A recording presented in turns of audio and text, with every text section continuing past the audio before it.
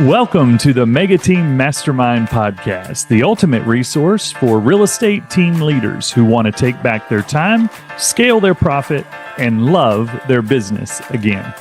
I'm your host, John Tiller. For almost 25 years, I've been building real estate teams with a focus on making an impact and leaving a legacy.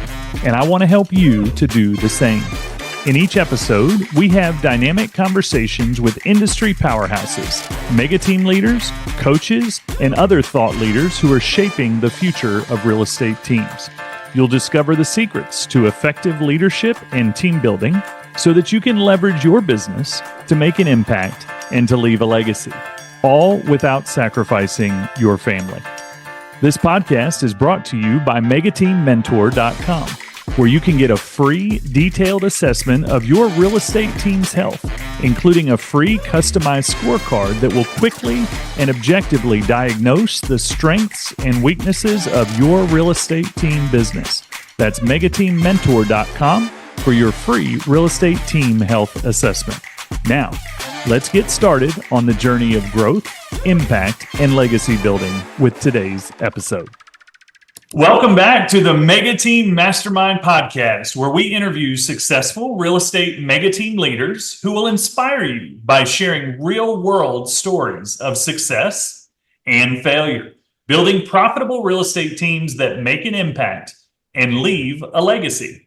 I'm your host, John Tiller, and today we have got a rock star with a fascinating story just outside of Phoenix, Arizona in Gilbert, named Brett Worsencroft. Brett, man, it is so good to have you here today.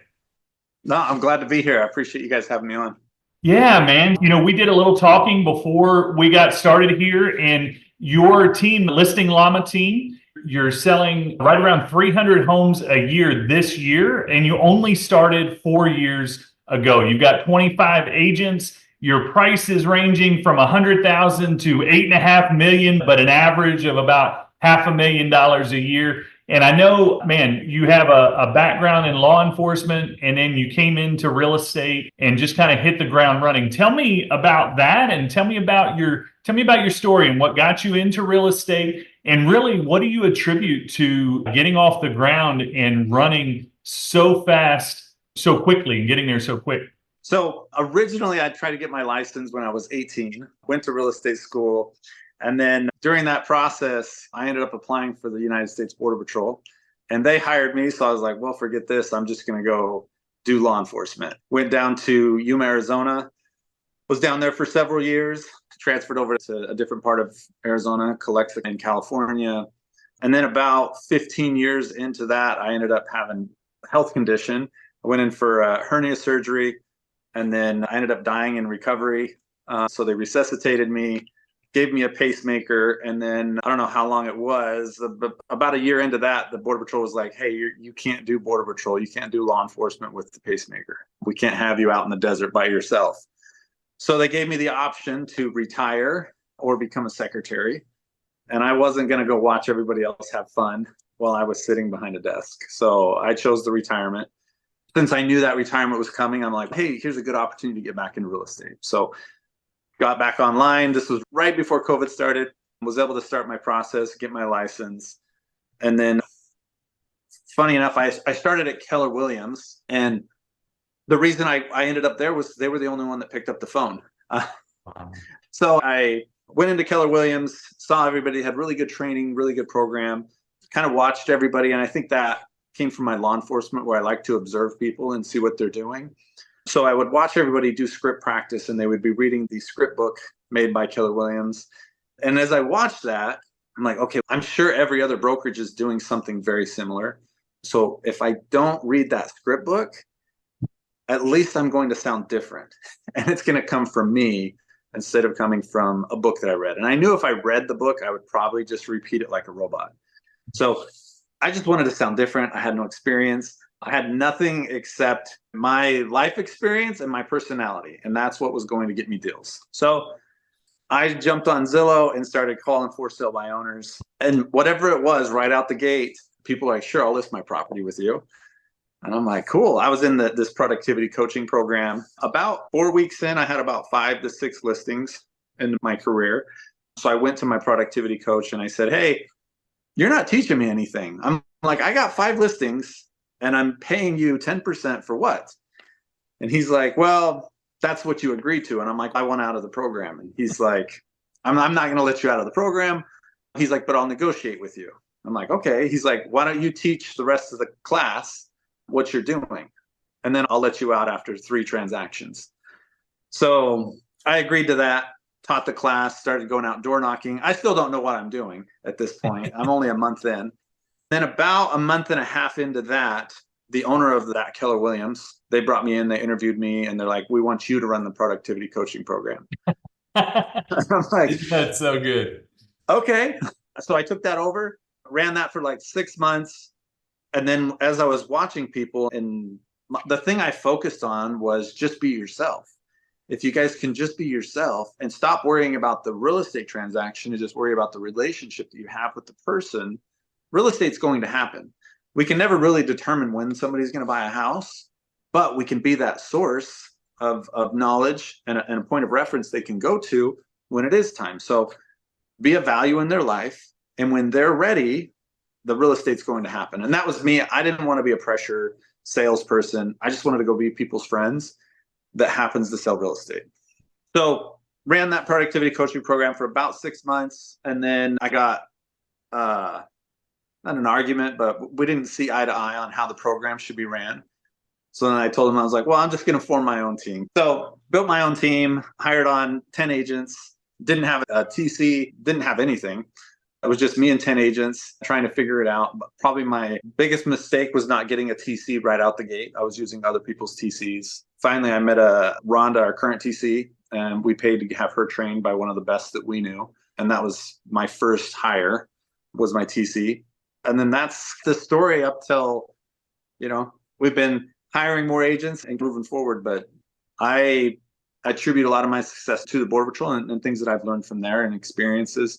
Being able to think on my feet when I go into listing appointments. My agents find it funny. I'm very unprepared when I go into listing appointments. And they're like, you didn't bring comps. You didn't bring any of this. I'm like, the comps are on the internet. These people already looked at Zillow and Redfin and whatever. They already have an idea of what their price is. I don't want to sit there and argue about that. What I do want to find is some common ground, some commonalities that we can build off of. So when we walk around the house, just talk to them, have a normal conversation. Stop talking about real estate and your expertise. Stop trying to sell yourself. If you just connect, if you can find enough points of connection with that person, then when you do talk about real estate, their guard's brought down at that point. So being able to adapt and match people's conversations, just like in law enforcement, you're always going to match the other person. If they're becoming passive aggressive or verbally assaultive, right? You're going to start matching that and you're going to start watching that. So learning to match your client or your potential client is very important to me, and I try to teach that to my agents. I love that, man. There is so much to unpack in what you just shared in what's relatively a short period of time between when you got into real estate and now and what you're doing. I think on this podcast, we talk a lot about legacy and impact. Impact now on people around us and legacy for the long term. And what I'd love to know is this experience, this death experience, not near death, that you died in recovery, they put in a pacemaker. How did that change your perspective, do you feel, on how you approached both life and what you're doing professionally? Did it change your perspective? And if so, how? I'll tell the story. So right before I went in for that hernia surgery, I was sitting with my wife and she's like, what do you want to eat? And I was joking, I want steak and potatoes as my last meal. So kind of funny, kind of was my last meal. Hindsight not, right? Yeah. And then they told me to get the pacemaker the first time. I rejected that. I told them no. I went home. About 2 weeks later, my heart stopped again. And so at that point, I was like, okay, maybe I should get the pacemaker. So I don't think my perspective on life changed. I guess maybe it was like, stop caring about the stupid stuff. It's just not important. Don't worry about offending somebody or being offended. It's my choice if I want to be offended or not. I decide how I'm going to feel. I'm not going to let you or anyone else control my feelings and my outlook on life. So always trying to stay upbeat. And when somebody asks me, hey, how are you doing today? I'm like, well, I'm alive. It's pretty awesome. So it has a lot of meaning for me when I say that. Yes. So that makes a lot of sense. That makes a lot of sense. I've shared in the intro on the podcast a little bit about my story. My son had a life-threatening accident when he was 3 years old. I know you've got 4 boys. I mean, it's one thing to hurt ourselves, but totally another thing for our kids. And there was a period of time there, weeks, where we didn't know if he was going to live. And that's exactly the same thing I've said, is that I don't have a bad day in real estate anymore because I get home and my kid is alive. And you're alive. Like, how do you have a bad day when you're alive, right? And that perspective and that positive attitude is pretty amazing, Brett. Yeah. That's awesome, man. I'm curious about balancing, because you're clearly doing this well, balancing not sweating the small stuff, staying upbeat, and not worry about offending people, just be yourself. And at the same time, your listing presentation is all about connection. John Maxwell, a leadership expert, wrote a book called Everyone Communicates, But Few Connect. And that sounds like what your listing presentation is. It's like, look, man, it's not so much about real estate. It's about making a connection with them. So my question for you is, so that kind of naturally comes from you. Your agents, you said, they kind of laugh because you're unprepared for an appointment. How do you teach them? It's not about them being prepared. I'm sure they can be prepared, but how do you teach them that same skill to connect? Because obviously most of us don't naturally get it the way that you naturally got it walking into the business. So I like to bring them on my listing appointments. I like to, if it's on Zoom or a phone or in person, like, I try to get somebody with me to watch. I think seeing an example of what I'm doing, because I tell them, like, I don't talk about real estate. That's the last thing on my mind when I go into a listing appointment. Is I'm looking at the pictures, I'm looking at the decor, what do they have? I'm looking around as I walk in, I'm looking at the entry table because I want to see how many other realtor business cards are there. So I kind of know, like, okay, they've interviewed 3 or 4 other realtors. So I'm constantly scanning the room and just looking for items that I can connect with. Obviously, if I see somebody that has a llama, it's very easy. They'll usually bring that up.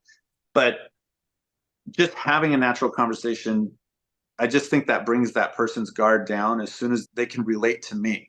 And the only way they're going to relate to me is if we have some commonality. If it's kids, where they live, the food they like. I had a realtor, she was struggling with some clients. I got on the phone and I said, where are they from? And they're like, oh, I'm from Peru. And the other one's from Puerto Rico. I lit up. I'm like, man, I love Peruvian food, and the majadito and the mofongo, for Puerto Rican food, the mofongo. And so I started talking about the food, and I get really excited about food because that's like, we all eat, but I just love really good food. And they could feel that excitement. And the fact that I knew about their foods from their countries, and I'd been to both those countries. And I went to Puerto Rico after Hurricane Maria, right after, and we spent 30 days there with the Border Patrol, helping out. So trying to figure out how to connect with those people. As soon as we did that, like, they were willing to listen to anything I said. Like, hey, we need to do X, Y, and Z to get your house sold. And they're like, okay, cool. We feel like we know you, so we feel like we can trust you. Mm-hmm. Had I just gone straight into, you need to sell your house at this price, it would have been really hard for them because they didn't know me. Yep. So you're telling them, your agents, you're telling them your story of connection, why connection is important, and you're in the trenches with it. You're like, hey, let me show you. Let me not just tell you in the classroom, but let me show you, like, come watch me. I think as I speak to team leaders across North America, once we get to a certain level of success, sometimes we let go of the role of being in the room training and doing the things that, whatever our superpower is, which it sounds like that's one of yours. And so that's my next question for you is, what's your superpower? What's the thing that is, you're scaling pretty fast, and so you may still be doing things that you would prefer not to be doing, that you're working on delegating out. But what's your superpower, and what is your role on the team in 2024? So I have my team lead, Debbie. So she acts as like my filthy filter, and which kind of sucks as a team lead. The problems you get are usually the worst problems. You don't get to deal with the fun stuff and go cheer on people at closings and do all that stuff, right? You're just dealing with the crap that lands on you. And they're usually bigger problems because if they made it through my TC, my team lead, and they didn't have solutions, now it's dropped on me and here's your hot pile of crap. So you do deal with that stuff. But as I go out with agents and I go on listing appointments or buyer consultations, I've noticed when I stop doing that, I see a little dip in production. So it's like, okay, this is just a little morale booster that I'm out in the field. And that's something I learned in the Border Patrol too, was when I became a supervisor, when I was out in the field, agents respected me more because they knew I was out there with them. When I was out apprehending people and doing our job and in the dirt and high-speed chases with them, they were excited because they knew that their leader was out there doing the same things they were. So same with real estate and my agents. I think they could just respect that. And when I ask them to do something, they'll fall in line because they respect me. And that respect is because you're there with them. Yeah. Yeah. 100%. Yeah. That's fantastic. So tell me about your roles. What other roles do you play in the business? Is it primarily coach and trainer? Therapist is Therapist, awesome. yeah. I have agents that call me and they'll go off on me about a situation so they can get that frustration out. And then they're like, thank you for letting me blow up on you and not my client. But I think being out there with the agents is like a primary role that I have. And then I'm also working on bigger things. Obviously, I want to be the rainmaker, but networking and making connections with larger teams or teams out of state that we can build those referral relationships with. REO companies, trying to get contracts with them for my team. So not just going for the one-off deal, but how can I get 50 deals secured through one relationship? And that's kind of been my focus this year. Awesome. That makes a lot of sense. Now, you're currently with Real Brokerage, right? Yep. How long have you been with them and why? Tell me about that. So we joined 4 months ago. Just about 4 months ago. And I liken it to, rocket ship, right? Rocket takes off, it gets so far, and then it has to kick off the boosters, right? And I think Keller Williams was kind of our rocket ship. It launched my career. It gave me a good trajectory and everything. But eventually I had to kick off those boosters so that I could push through the atmosphere into the outer space. It wasn't there was anything wrong with Keller Williams. It was that I had outgrown Keller Williams and the abilities they had to provide for me and my team. And it's not to say anything bad about them. It's just the technology, the network, the people we could surround ourselves with at Real, I felt was a better move for my agents. It didn't have anything to do with rev share or downline or anything like that. It was about there's some awesome relationships that I can build within this brokerage and the systems, Reason and the operating systems they have, I feel are superior than other brokerages. That led to our transition over. I think all brokerages provide most of the same stuff. They give you the bare minimum to do your job. But the environment, the network of people that you're around, the people that will tap in and help coach your agents and help build your team up and share that knowledge with Real is, I've looked at EXP and all the other places, but with Real, I felt like this is the right place for my team. Awesome. Now, we talk a lot about planning on the podcast also. We have people who will make a business plan on a napkin, and we have people who make detailed 10-year plans on kind of on the spectrum from one to the other. You have a goal that you're on track for to sell 300 homes this year in 2024. What does beyond that look like for Brett and the Listing Llama team? So our large goal, I say our 30,000 foot view is after here, we just hired our first agent in California. So we want to get a few agents out there. That wasn't necessarily our goal to go that way. Next goal is Nevada, Las Vegas. We want to open up a team over there because with the model and everything that we're building here, it's something we can pick up and drop in any city and just recreate this model. So I would like to see us grow into a few more states. And my goal at the end of this, once I find good operators for each area, is I can show up and go out and continue to go out with the agents on listing appointments. And I'm not trying to focus on managing a team. I'm focusing on individual agents that are pretty good. And I can just go in just with a few more tweaks and we sit down, we have a little intervention and we go over their 5 lead gen levers or whatever they're doing. And we just kind of tweak their model a little bit. So instead of doing 15 deals, now we bump them up to 25 deals a year. That's what I want to focus on, is that personal development.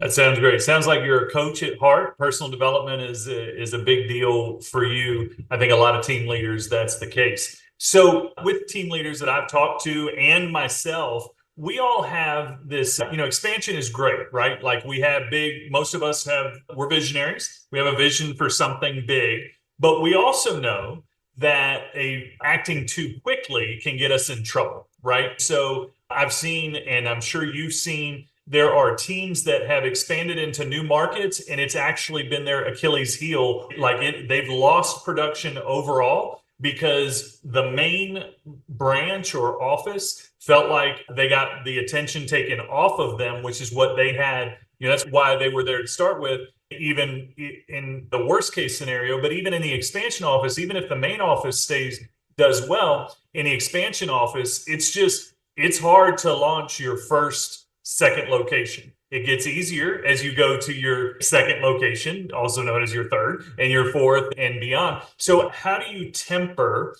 the big vision for, hey, we could do this in any market? What is the qualifier that made you choose to go to California? And what has to happen and what can't happen in order to open in Las Vegas and the other places that you want to go?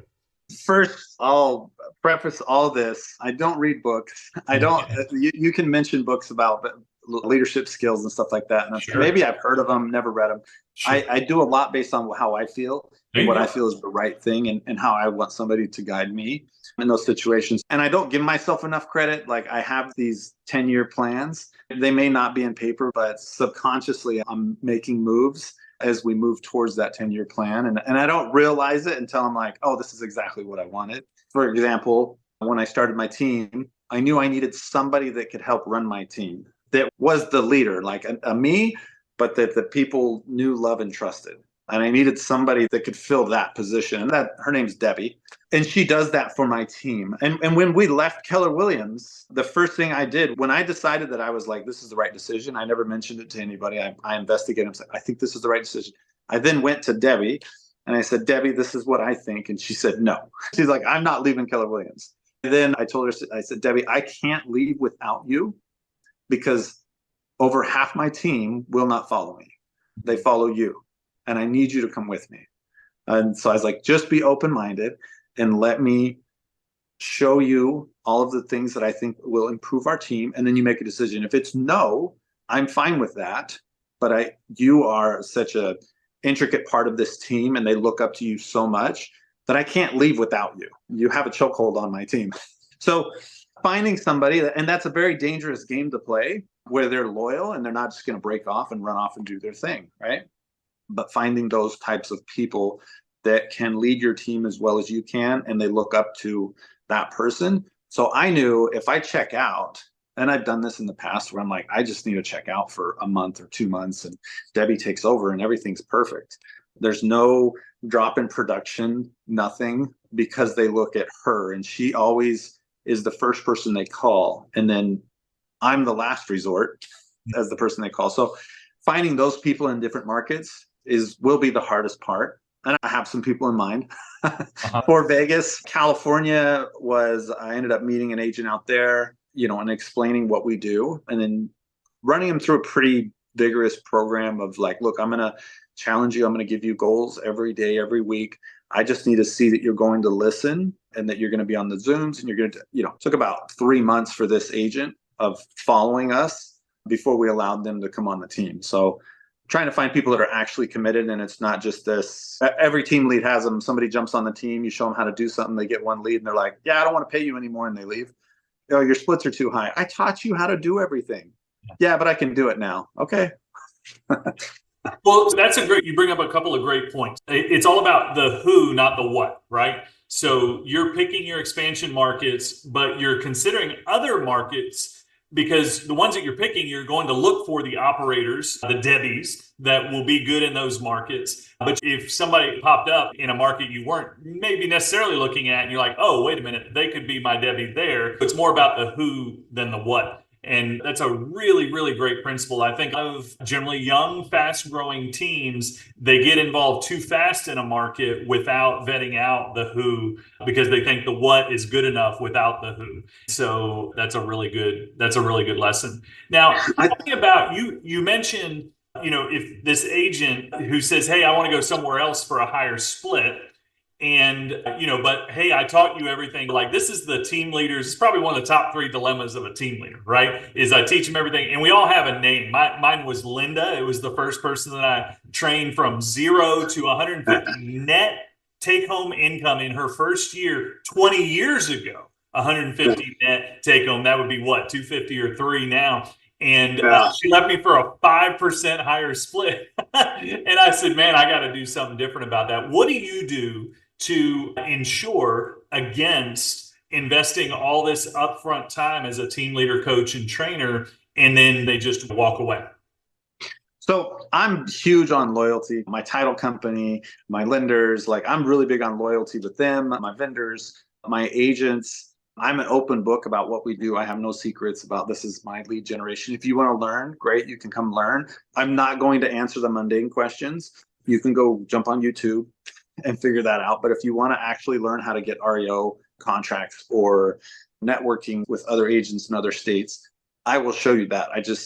I don't like teaching people how to log into a system. Like, you should already know that. But coaching is a big, problem I think that most people run into, most team leads, is you invest so much time. If you have a coach or you are the coach, you're putting time and effort into these people, and to have them walk away kind of stings a little, because you're like, man. And it's funny, the agents that do that are the ones that I teach, and right out the gate, they get a deal like a week or 2 in, and they get a couple deals because they did what I said. Those are usually the ones that pop smoke the fastest. Yep. The ones that struggle a little up front and, again, have a better connection with me, those ones tend to stay around a lot longer. And my highest producing agent and all the agents on my team, we have no time contracts. If you want to leave tomorrow, leave. It's okay.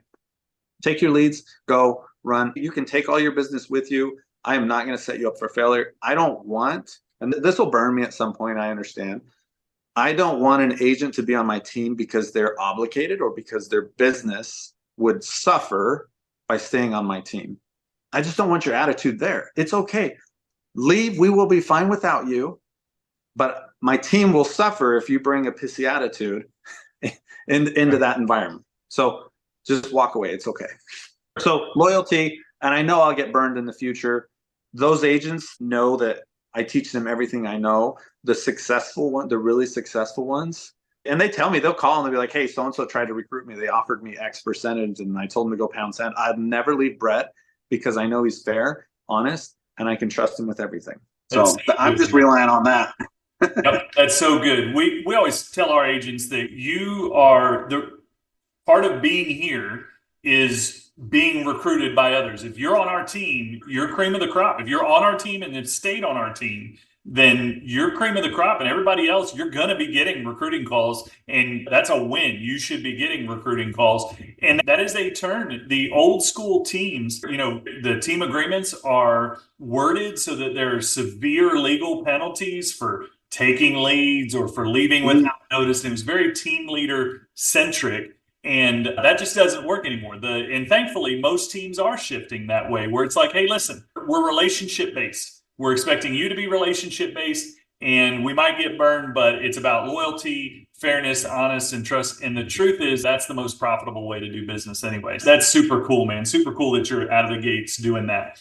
Let me ask you another question. So leadership's hard, right? There's a lot of things that you deal with in leadership. What's the reason? Why be a team leader when leadership is so hard, when you have all these things to deal with? I love that self-development, and I get warm and fuzzy feelings when I see somebody succeed. One of my top agents, I'd known her for several years. She got her license a little bit before me. When I think she joined my team, her first year, she did about 500,000 net her first year. And she sent me this message like, you changed my life. And that's kind of like, I know maybe it's cliche, but that's what it's about, like changing people's lives. And I tell people up front, like, I want to make you a ton of money, and I want to make myself money as we go along this process. And I'm going to require things of you.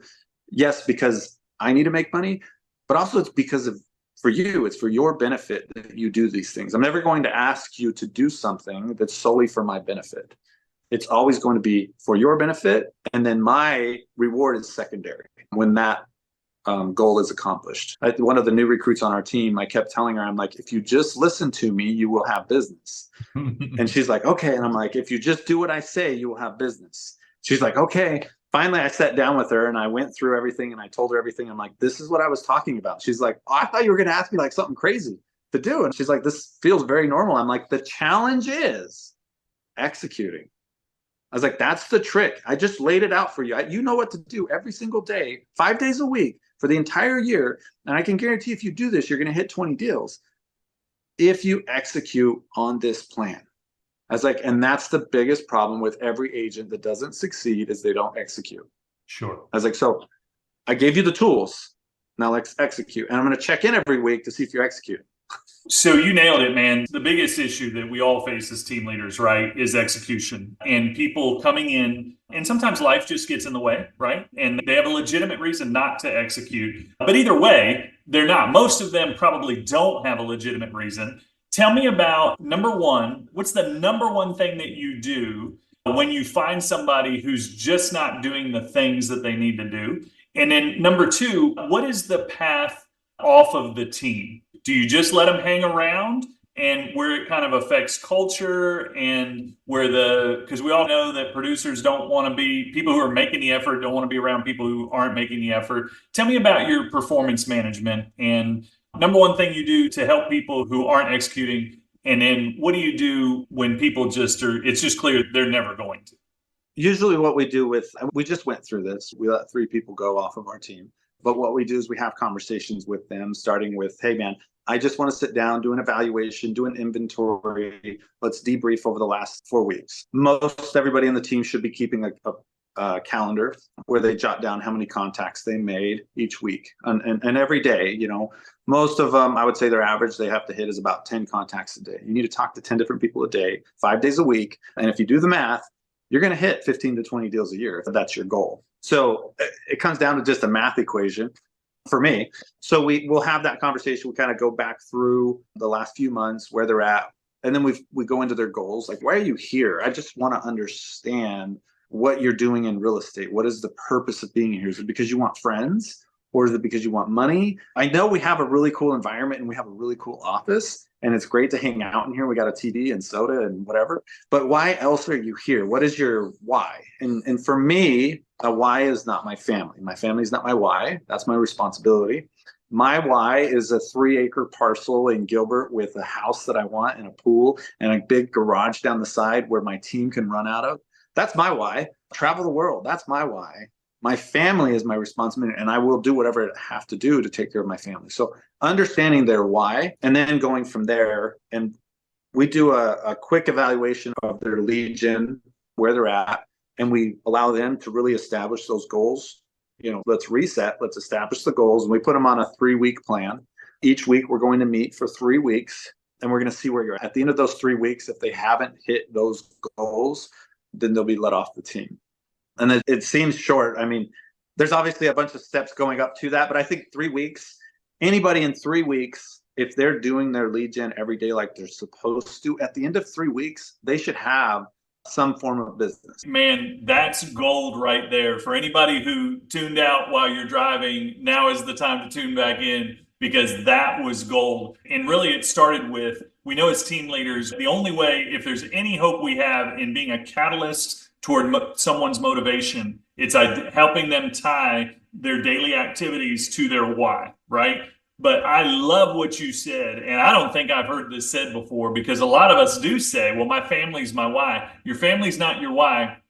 Your family is your responsibility. That's baseline. So maybe, yes, you have a responsibility, but that's not your full big why. That's not the reason that you do all of this. You could be responsible to your family without doing all of this. But what's your why, and what does it look like? And you describe yours and help them with theirs. That's really gold, Brett. And I'll tell you the next piece of gold, the difference between team leaders who succeed and don't. We have a lot of folks that I talk to that have a hard time inviting people or managing people off of their team. You've got this systematic process that says, hey, 3 weeks, because it's all about your daily activities, right? It's just a math equation, like you said. And if you can't get it together in 3 weeks with me meeting with you every week, you're not going to get it together. And let's just call it duck and acknowledge that this is Eagle School, and you're kind of, maybe you don't say it directly like this, but you're acting like a duck. And so this isn't the place for you. And week 1, I'm going to help you. I'm cheering you on. Week 2, hey, after 3 weeks, you can't work here anymore. So what can I do to help? And here's the things I see you need to do. And week 3, well, you know what happens now? The expectation was set and they're off the team. And I don't know if this happened with you, but every other team leader that I talk to, once they manage people off the team, sometimes they wonder, is that too quick? Like 3 weeks or any period of time, manage them off too quick. And everybody else on the team is saying, yeah, it's about time. Usually the leader is the last person to acknowledge that those people need to go. So, Brett, that's such gold, man. I think it's not that it's too short of time or something like that. It comes down to maybe I'm not able to, and I do this with clients. And if I feel like I have a client that I can't get them to lower the price and the house isn't selling and they keep coming back to it, like it isn't working. And I'm like, look, my job is to convey my expertise to you in a logical manner that helps you understand and it gives you an educated decision of what to do. I've told you that we need to be at this price, and I can't seem to explain myself well enough for you to understand that. So I'm going to go ahead and offer to back out of this contract with you. You can go find another realtor. Maybe they are able to explain this better, because I can't seem to get that through to you that we're overpriced. And it goes the same with agents on my team. Look, it's not that I don't like you. I don't want to be your friend. We can still be friends. I am not an effective leader for you. And you need to find an effective leader that can help motivate you to be the person that I see you can be. I see the potential in you. I don't know if it's you don't see it in yourself, or I'm not effectively communicating what you need to do, but there's somebody out there that can do it. And I'm just not that person. So it's not just on me, and it's not just on them. I think with an effective communicator, we can get these people to where they need to be. But sometimes personal life, whatever it is, but I don't take it like I beat myself up about it. Okay. I put in those 3 weeks is really for me to really invest in this person so that I can walk away from that relationship and say, you know what? I gave him every opportunity, and I even one-on-one coached him for 3 weeks prior to this happening. I can walk away with my conscience clean knowing that I gave him every opportunity to be successful. So good, man. So powerful. Well, let me start wrapping up here just a little bit. There's been so many good things here. Tell me about what you see. Again, we like to talk about impact and legacy. What do you see as your personal legacy and your team's legacy? So 10 years from now, or even after you're gone, what are people going to say about Brett and about the Listing Llama team? And what's the goal for your legacy? I don't have one. Fair. And the reason I don't have one is because, and maybe I have this problem, I don't follow many other realtors. I don't look at what other realtors are doing. Sure. I'm so focused on today and my goals, where we're headed. And then I can look back and be like, oh, that's cool. I'm proud of what we accomplished. But I want Listing Llama to be around. I want it to be, and the reason we picked Listing Llama, the name, was because you could drive by and remember it. And you'd be like, is that a llama on a for sale sign? So we just wanted something that was easy to remember. And then as a team, and everybody on the team, I allow them to make their own signs. But everybody does the Listing Llama because they understand my vision of, if we have this brand, and this brand is associated with high quality work and honest and ethic agents, when you go into a listing appointment, we don't have to rely on Real or Keller Williams or Remax's brand. We can rely on our own brand, and people will see that sign. And it's so easy to remember. And it's so easy to associate to the agent. Like, very few people. I ran into another agent. He was with, I can't remember the name of his team. And I joked about being like Invisalign or something. But I told him the name of mine and he chuckled. And I said, the funny part is I won't remember your name, but you will remember mine. And then we ended up meeting a few weeks later. And he's like, it's funny. I still remember the name of yours. And that was the idea. It's just something that people remember. I want the team to continue to grow. And I want to afford people opportunities. And it's not just about me running a team. And I tell my agents, like, look, and this one thing I love about Real, if you want to build a team, Real affords that opportunity for you. We can have a team within a team within a team. It's okay. Keller Williams was definitely a different structure, and it would have been much harder to do something like that. But in this model we have, if an agent wants to run a team, man, let me show you everything that I'm doing and let me coach you on that. Like, I would love to see you succeed, because guess what? I do get a small portion, but it's still secondarily, it benefits me. Yeah. So yeah, I'm willing to invest into you because ultimately it's going to pay off for me and my family. Well, you said that you haven't thought about legacy, but I can tell by your answer you actually have, which sounds like the way you opened with, this is how you operate, right? I'll just go in and be me, man. I don't necessarily prepare a whole lot. I just go in and be me. Your legacy is having a legacy with others, giving other people opportunities and helping them build businesses and life with meaning. And I love that. I just love it. Brett, tell me about what you think is the most important thing that team leaders need to know as they scale in today's market. Maybe two, might be three things as I ramble on. Move at the speed of implementation. For me, what that means is when I learn something that I can implement, I go home and I implement it today. I don't write it in my book. When I go to conventions or seminars or whatever they are, I will walk away with like a quarter of a page written, and it's just the thing I'm going to implement. I don't write a bunch of notes because guess what? I'm not going to go back and read them. I don't have time. I'm not going to go. I just don't have time to do that. So move at the speed of implementation. When you learn something, just implement it. Don't think about it. You're going to learn so much by trial and error. And that's my thing is I'm perfectly okay failing. I can fall on my face and get right back up and like, okay, again, how do I spin it? What did I learn from it? How did I debrief? I'm going to debrief. What did I learn? Cool. Now I know. Let's move forward. So I have a friend that says, I want to fail with velocity because I want to learn and I want to learn fast and I want to move on. For me, that's the only way to do it is to just go right smack into the wall and be like, oh, wait, I should have gone around. Maybe it's just because I'm not as educated or something, but that's my way of learning. The other thing is make sure your agents are being their true, authentic selves. There's 4 million people here in Arizona, whatever there is. I don't even know. But guess what? If I'm my true, authentic self, I know there's a group of people that are going to connect with me. And I don't need to try and be someone else. As soon as I start trying to act like somebody else, or I see another realtor and I'm like, man, he's wearing the suit. I wear a t-shirt, jeans, my shoes. I'll bring my 7-year-old kid on listing appointments. And I've never met the person before. And I show up with my kid. And they're like, oh, you brought your kid? And I'm like, yeah, this is just me. I have 4 boys. And I'm going to bring them with me. And they're like, I really respect that. I've never not got a listing with my 8-year-old. He's 100%. So being yourself and just embracing that, people will pick up on that and they will connect with you, the true person. That's what I think, allowing your team members to be themselves and allow them to grow and experiment and screw up. And when they do screw up, it's not a chastising. It's like, hey, man, I love that you tried that. It didn't succeed, but what did we learn from it? Sweet. Keep trying different things. I love that you keep trying and you fail, but you're still willing to continue to try. I encourage that on my team.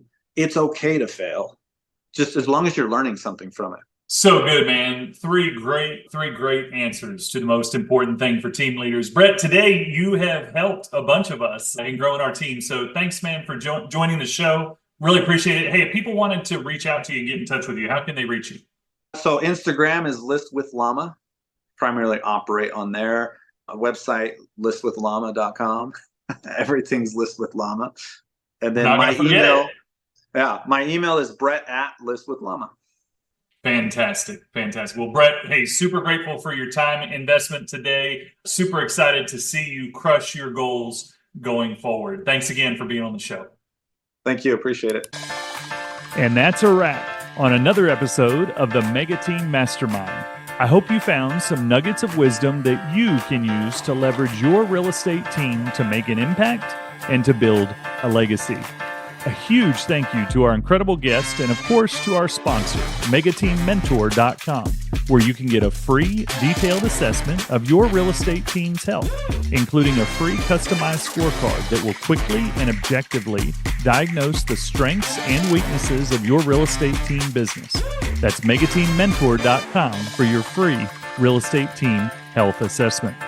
If you enjoyed the show, I would consider it a personal favor if you would subscribe or leave us a review so that we can get this podcast out to others who want to make an impact and leave a legacy. I hope you'll tune in to our next episode for more leadership insights, strategies, and stories of success and failure. Until then, this is John Tiller, and as always, I'd like to speak an ancient blessing on you as we go. May the Lord bless you and keep you. May his face shine upon you and be gracious to you. May the Lord turn his face toward you and give you